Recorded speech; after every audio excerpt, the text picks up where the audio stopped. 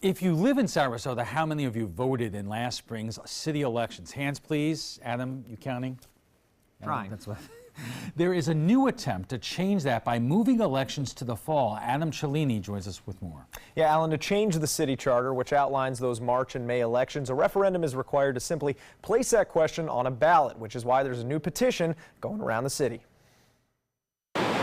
Outside City Hall in Sarasota is a sculpture titled "Nobody's Listening," which is how former City Commissioner Suzanne Atwell felt anytime she brought up changing dates for city elections. That is something that I wanted to discuss with the commission, and it was just left flat. Atwell stepped down from her at-large seat last year, but is still fighting for election reform as co-chair of Decide the Date, the local group responsible for this.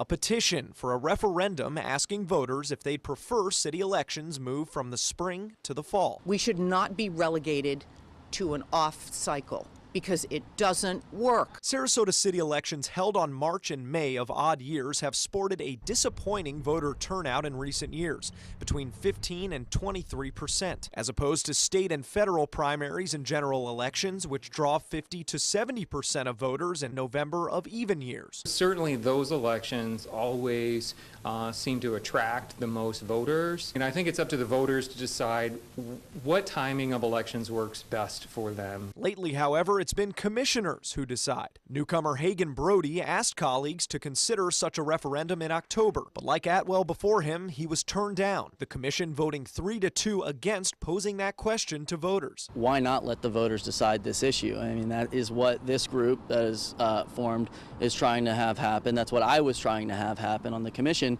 is putting this before the November voters to say, hey, do we want to keep this election where it is, or do we want to have greater inclusion, more numbers, and save the taxpayers $100,000 every time we have that special election. Fellow Commissioner Jen Ahern-Koch is against joining a general election ballot for several reasons. She says joining a bigger election cycle could mean less campaign dollars to go around and also threaten to draw more party influences into the bipartisan race. When you introduce a local election that is nonpartisan into a cycle where the election becomes partisan, then you're ultimately introducing political parties and partisanship into an election where it does not belong. As for the extra cost, Ahern-Koch says ranked choice voting, which eliminates a runoff, could cut those down. Voters adopted this practice a decade ago, but didn't have the software to apply it. She also believes March elections are most convenient for our seasonal residents. But Brody says he's more concerned about the Black, Hispanic, and youth votes, which were 3 times higher in the fall of this past cycle. I'm very concerned about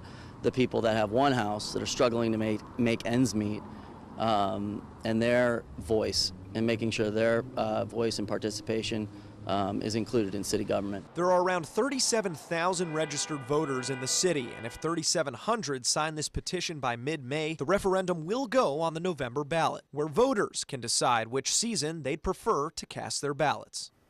And Alan, it's worth noting that while the general elections do have a larger voter turnout, the August primaries in Sarasota County have had an average turnout of just 22% since 2010. Adam, thank you.